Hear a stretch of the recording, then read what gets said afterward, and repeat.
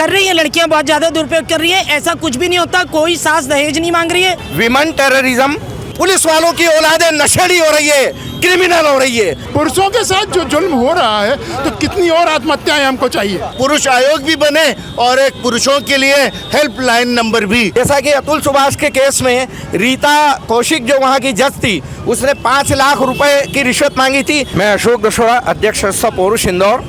देखिए, भारत में 4 प्रकार के आतंक बहुत ज़्यादा व्याप्त हो चुके हैं। Women terrorism, police terrorism, judiciary terrorism और लीगल टेररिज्म। ये 4 टेररिज्म से बहुत बुरी तरीके से प्रताड़ित हो रहे हैं। जब घर में पत्नियां पति के साथ में अत्याचार, अनाचार और धोस दबट करती है तो ये विमेन टेररिज्म मतलब महिला आतंक की शुरुआत होती है। व्यक्ति जब कानून की शरण में जाने के लिए थाने पर पहुंचता है तो पुलिस टेररिज्म चालू हो जाता है, क्योंकि पुलिस को मर्द में ही माल दिखता है। वो उसके खिलाफ अगर FIR दर्ज करेगी तो पुलिस की दिवाली बन जाती है, इसलिए वो मर्द को टार्चर करती है। उसके बाद में कानून का दुरुपयोग करके झूठे 498 A, dowry provision act 323, 294, 377, 376, workplace harassment, इस तरह के मुकदमे दर्ज कर दिए जाते हैं।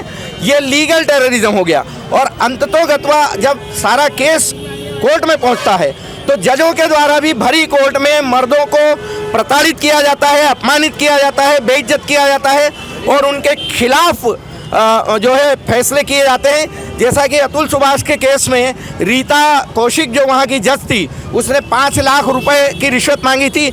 यहाँ नितिन के केस में राजस्थान के कुचामन थाने पर 50,000 रुपए की रिश्वत TI के द्वारा मांगी गई और नहीं देने पर नितिन का बाल पकड़ के मारा गया, उसके भाई को बाल पकड़ के मारा गया, उसकी मां के साथ में अभद्रता की गई। ये कौन सा न्याय है इस देश में? हिंदुस्तान की पुलिस सुधरने के लिए तैयार क्यों नहीं है? ये अंग्रेजों की लाड़ मेकाले की औलादें सुधर क्यों नहीं रही है?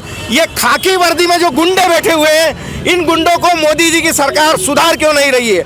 आपने IPC, CRPC, CPC एविडेंस का एक्ट का नाम बदल करके BNS कर दिया, BNSS कर दिया, न्यू एविडेंस एक्ट कर दिया, लेकिन आपके आचरण वही है, आपके संस्कार वही है। आप अंग्रेजों की ही पुलिस है, आप अंग्रेजों की जुडिशरी है। जुडिशरी में बहुत ज़्यादा अन्याय होता है। मर्द को देखते से ही जज गाली गलौज करता है, अभद्रता करता है और औरत को देख करके बाँछें खिल जाती है। इन जजों को ट्रेनिंग क्यों नहीं दी जा रही है? ये जुडिशरी इतनी बायस्ड क्यों है? जुडिशरी ने IPC 497 में शादीशुदा स्त्री को व्यभिचार करने की खुली छूट क्यों दे दी है? ये सब कानून चेंज क्यों नहीं हो रहे हैं? मोदी सरकार जो एक सशक्त सरकार है, उसको जुडिशरी में अमेंडमेंट करने में शर्म क्यों आ रही है, डर क्यों लग रहा है? भारत के इतने मजबूत प्रधानमंत्री कायर की तरह व्यवहार क्यों कर रहे हैं? जुडिशरी में कॉलेजियम सिस्टम बंद क्यों नहीं हो रहा है? जुडिशरी में कोई जो कि पुराने जज का रिश्तेदार है उसको पकड़ के हाई कोर्ट और सुप्रीम कोर्ट में बिठा दिया जाता है, जबकि भारत में एक चपरासी के लिए भी जो है प्रोसीजर होती है, उसकी भी परीक्षा होती है। लेकिन हाई कोर्ट और सुप्रीम कोर्ट के जज पूर्व जज का रिश्तेदार होना चाहिए। ये अंग्रेजों की प्रणाली जो संसार में कहीं नहीं है, कॉलेजियम सिस्टम बंद क्यों नहीं किया जा रहा है? और यही कारण है कि 1,64,000 पुरुष आत्महत्या प्रतिवर्ष कर रहे हैं। महिलाएं, ये NCRB का आंकड़ा है, मैं अपने मुंह से नहीं बता रहा हूँ। और इंदौर में 3 से लेकर के 5 लड़के प्रतिदिन आत्महत्या कर रहे हैं, चाहे वो पत्नी के द्वारा सताए गए हो, चाहे वो गर्लफ्रेंड के द्वारा सताए गए हो। जब हमने ये आंकड़ा अलग अलग अखबारों में जारी करना चालू किया खबरों के जरिए, तो NCRB ने 2 साल तक आंकड़ा छिपाना चालू कर दिया। फिर हमने लीगल कमीशन को और प्रधानमंत्री राष्ट्रपति को कंप्लेन की, तब जाकर के दोबारा इन्होंने ये चालू किया। खाता न वही जो औरत कहे ये सही, मर्द को दंड, औरत को छूट। ये आखिर कब तक चलेगा? इक्वलिटी बिफोर लॉ और इक्वल प्रोटेक्शन ऑफ लॉ की बात क्यों नहीं हो रही है? हम 75वां संविधान दिवस मनाने के लिए जा रहे हैं 26 दिन को, लेकिन हमारे बड़े दुख से कहना पड़ रहा है कि भारत में संविधान है ही नहीं, भारत में विषम विधान है। औरत के लिए कुछ और आदमी के लिए कुछ। औरत करे तो रासलीला और मर्द करे तो करैक्टर लीला। आखिर ये कब तक चलेगा? क्यों चलेगा? भारत के मर्दों को यूनाइट होना पड़ेगा। और इन 8% इनकम टैक्स दे रहे हैं, 95% GST दे रहे हैं। पूरा देश मर्दों से चल रहा है और आप मर्दों के लिए एटलीस्ट एक हेल्पलाइन नंबर भी खोलना नहीं चाहते हो।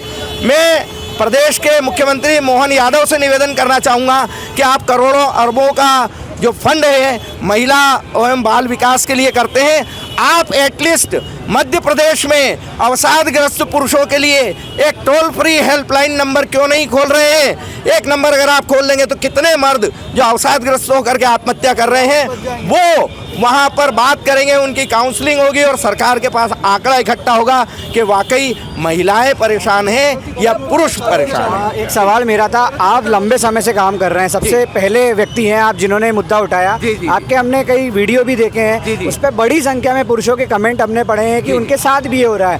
ऐसे सैकड़ों लोग हैं, तो उनका हल क्या है, वो क्या करें?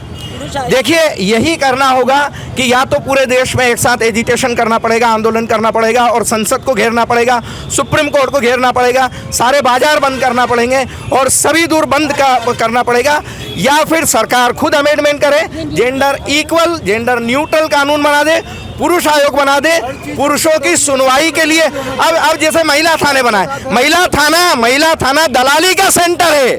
महिला थाने पे मैं जाता हूँ, कई लोगों के लिए मैं जाता हूँ, 10,000, 20,000, 25,000 मांगे जाते हैं और ये बोला जाता है कि 50,000 नहीं दोगे तो तुम्हारे माँ बाप, भाई बहन, काका चाचा, नाना ताई, मतलब जो लकवाग्रस्त है पिछले 5 वर्षों से दादी, वो भी दहेज मांगती है, वो भी मारती पीटती है।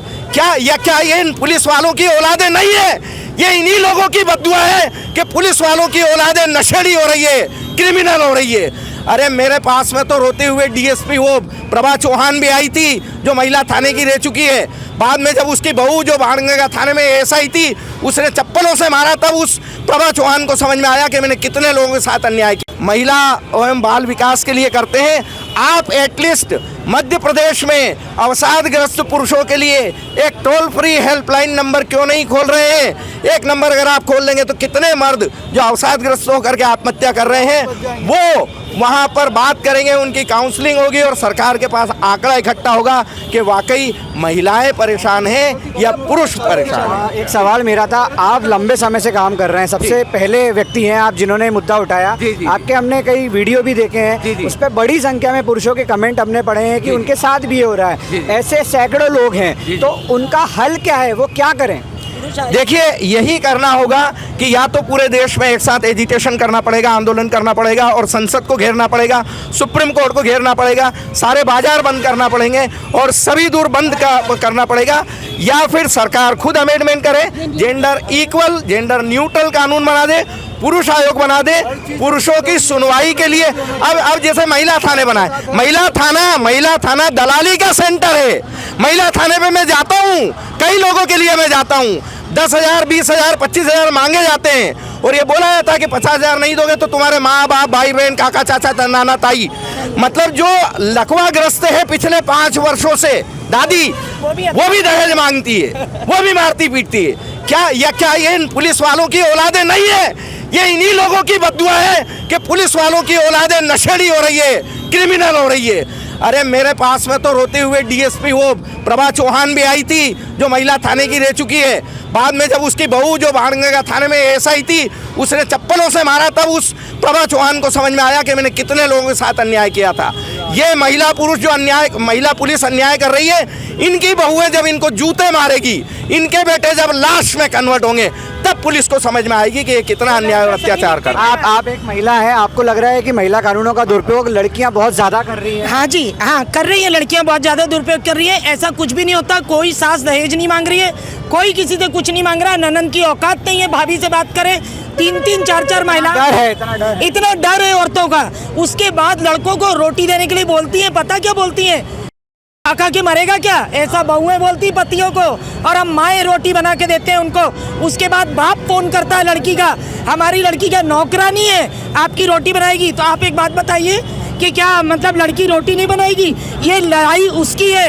आपके जो आपका वो होता है, आप 30 साल तक सास घर चलाती है, वो हैंड ओवर करती है, चार्ज हैंड ओवर करने में वो बच्ची को सिखाती है। देखिए, हम लोग एक मिनट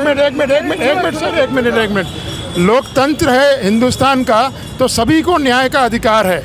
मैं ताज्जुब की बात है कि हमें इस न्याय के लिए चौराहों पर लड़ना पड़ता है। न्याय सभी के लिए, संविधान में ये स्पष्ट है, तो जेंडर बहस कानून क्यों है? स्त्री और पुरुष दोनों को न्याय मिलना चाहिए। वो जमाना था जब स्त्री के साथ अनाचार और अत्याचार हुआ था, वो शोषित थी, वो पीड़ित थी, लेकिन आज स्त्री सशक्त है। आज भी अगर स्त्री के साथ अन्याय होता है तो हम इसका विरोध करेंगे, लेकिन पुरुषों के साथ जो जुल्म हो रहा है तो कितनी और आत्महत्याएं हमको चाहिए, कितनी आत्महत्याएं चाहिए, एक के बाद एक। और आप सब जो यहाँ खड़े सुन रहे हैं और जो पब्लिक सुन रही है, इस वीडियो को देखेंगी, वो जाग जाए। अगर न्याय नहीं हुआ तो ये कानून को नहीं बदला गया तो हम सभी खतरे में हैं। हम प्राणी मात्र को जीने का हक है, हर मनुष्य को, स्त्री को, पुरुष को न्याय का अधिकार है। तो पत्नी प्रताड़ित भाई नितिन और जितने भी अभी ये जिन्होंने भी सुसाइड किया है, मैं उन सभी को आपके चैनल के माध्यम से श्रद्धांजलि अर्पित करता हूं। साथ ही साथ भारत देश के माननीय प्रधानमंत्री से और कानून मंत्री से निवेदन करना चाहूँगा कि अभी तक आपने महिलाओं के लिए महिला आयोग, महिला परामर्श केंद्र, थाना, महिला थाना और कई सारी हेल्पलाइनें इजाद कर दी है, लेकिन पुरुषों के लिए एक भी प्रकार की कोई भी हेल्पलाइन या पुरुष आयोग या पुरुष थाना किसी भी प्रकार का नहीं है।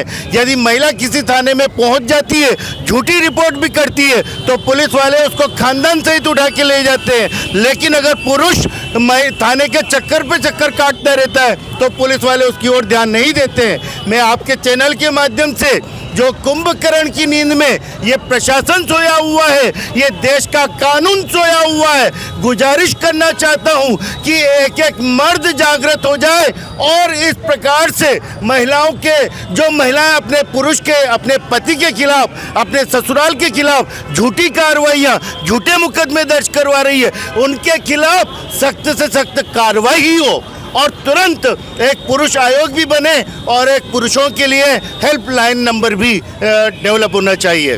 अमर उजाला जीवांजलि के सारथी की मदद लें और महाकुंभ में स्नान जरूर करें।